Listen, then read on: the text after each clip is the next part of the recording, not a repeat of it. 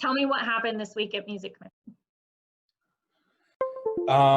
So this week, the Music Commission had to get some recommendations into the city. Council people were asking for recommendations about what to do with the live music fund. And so, I mean, I guess since March or even earlier than that this year, there's been a live music working group that met to talk about what to do with the hot tax fund dollars. Because when it passed to the plans to expand the convention center, when that passed, part of that was that a specific fund for live music was going to come out of that. So this is the first year that, you know, the Music Commission, the city is figuring out what to do with that portion of money. And it comes directly from people staying at hotels, and the tax, a portion of the tax that's received goes into this live music fund.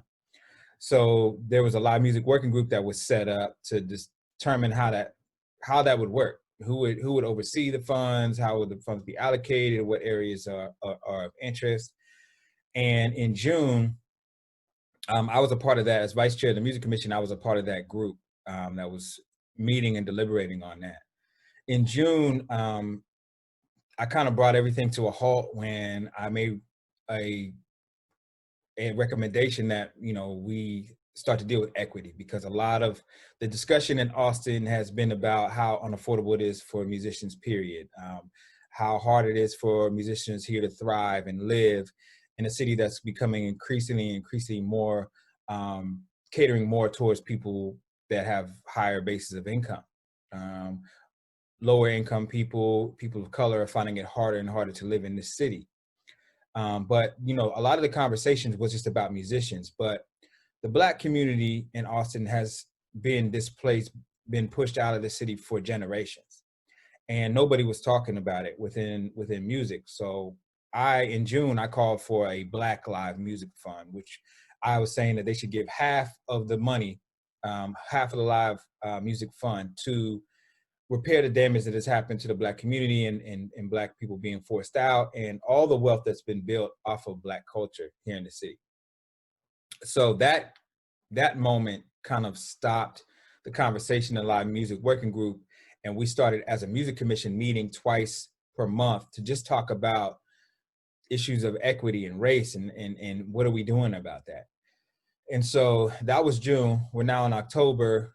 The city wants some recommendations for the live music fund, and also, you know, how equity can play into that. So basically what I presented on Monday was a plan to take at least half of those live music funds to directly address issues concerning equity in Austin. And so the recommendation is called PIE, and PIE stands for Preservation, Innovation, and Elevation. And those are three areas that I feel like funding can really help. So preservation is about, you know, honoring and preserving the culture and the legacies of the past. Innovation is really thinking about the future. You know, we just put $5 million towards venues, but the future is going to have to be a hybrid of venues and all types of different things for artists to be able to survive. It's not just going to be the traditional model that has existed in the past. So we have to think outside of the box and think about what we're creating for the future. And the final E, the E, is elevation. So elevation is about the current moment. So we talked about preservation is past, innovation is the future, and elevation is about the current moment. And there's currently artists such as myself who co-founded a group called Riders Against the Storm. We've been Band of the Year 3 years in the city, toured, you know, funded our own tours. We're self-produced and self-managed and everything, but we're here currently doing a lot in the city, from festivals to the Dawa program to this and that. We're here now. There are many others in this city that are doing a lot, and they need to be elevated. And so when you elevate someone like me, you do a lot for others.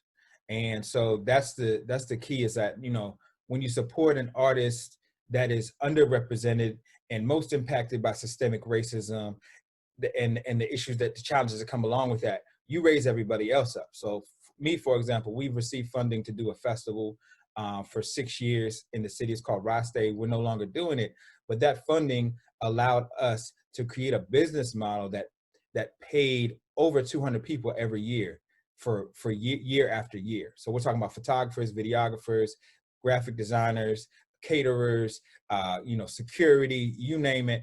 And most of those people were people of color. So 80% of those people were people of color. 60% of those people were Black. And so, raising us up, investing in us allows us to invest in others. So it's a win-win for the city. And again, we created an annual event every year where people were coming from all around Texas to be a part of it.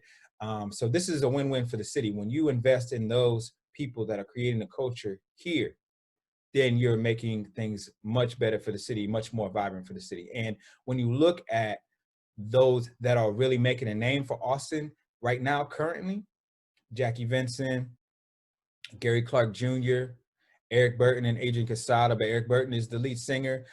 These are all Black individuals. And these folks are the ones that are, when people think about Austin, they think about them, right? But Austin is not doing enough to develop the Black talent and just in general, the communities of color, and they can do more. So that's what it's about, investing more into these groups, because we are the ones currently that are creating the culture. And have always been, to be honest, but the folks that have benefited from it haven't been us.